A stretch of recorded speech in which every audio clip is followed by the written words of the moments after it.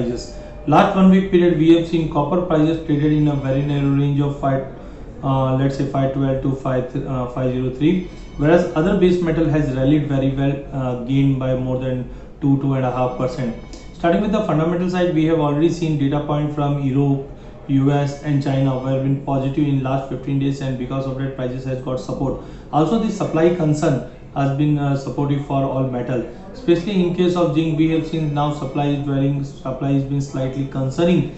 Because of that, now zinc prices is expected to trade with from levels like we can see level like 185 190 also. First, coming on copper, already we have seen supply concern has supported the prices, but now things have been slightly consolidating. Unless and until 500 level doesn't break, we may see prices going to consolidate between the range of 500 to 512. On a breach of 512, we may see it again rally towards 520. As silver prices has rallied very well, and ratio shows that copper should again go up to 500, 18 and 20. Other three metal would be zinc first. On a breach of holding above 177 can see a level like 185 to 190 also.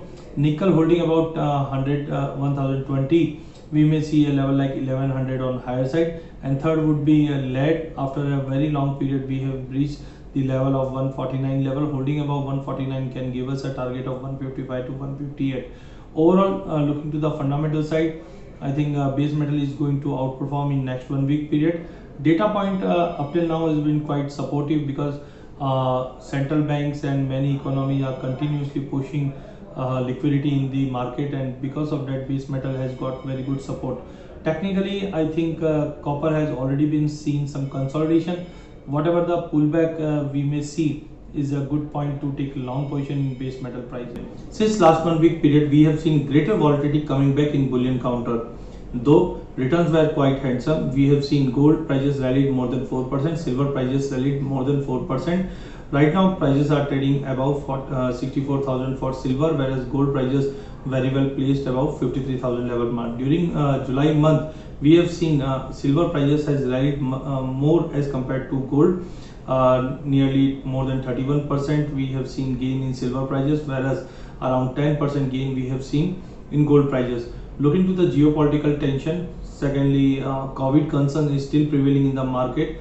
Stimulus is still announced by major central banks that has been continuously supporting gold and silver prices. Technically, on charts, things have been slightly overweight. We can see some profit booking, because this week also we have seen a sharpest fall in silver prices in last 10 years. But again, prices recovered. That clearly shows fundamentals are still more heavier as compared to technical. So maybe in next 1 week period, some pullback could be possible in gold and silver, but buy on drop should be the strategy. Unless and until 1900 level mark in international doesn't break by gold, we may see prices going toward 2000 to 2030 level on higher side. Similarly, silver, unless and until breaches $22 mark, we may see prices moving towards $27 in international. Coming on domestic side, MCX gold seems to be slightly on overbought, but holding above 51,000 gives us a target of around 54,500 on higher side. Similarly, silver is more volatile, but holding about 60,000 can give us a target once again around 68,000 in next 1 week period.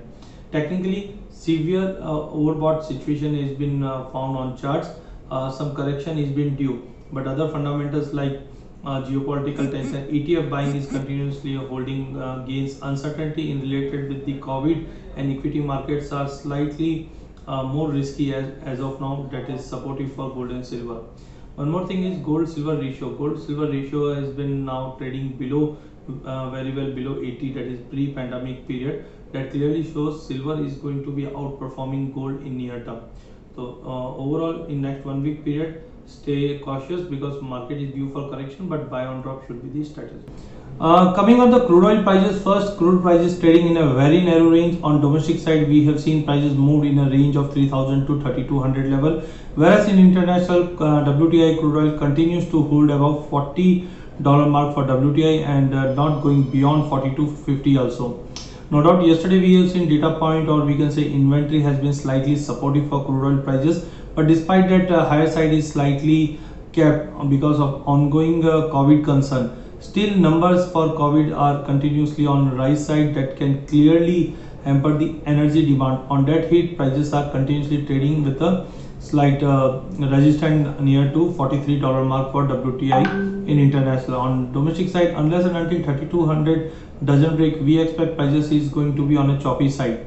From the other fundamental side, from August onwards, whatever the production cut OPEC member has been suggested, now they can curtail their production, and that can create the ample supply in the market to the tune of, let's say, 8 to 8.5 million barrel would be the next production cut as compared to 9.5. So that can be slightly supply concern would be relief out, and also the demand is not at all picking up due to the second wave of COVID concern.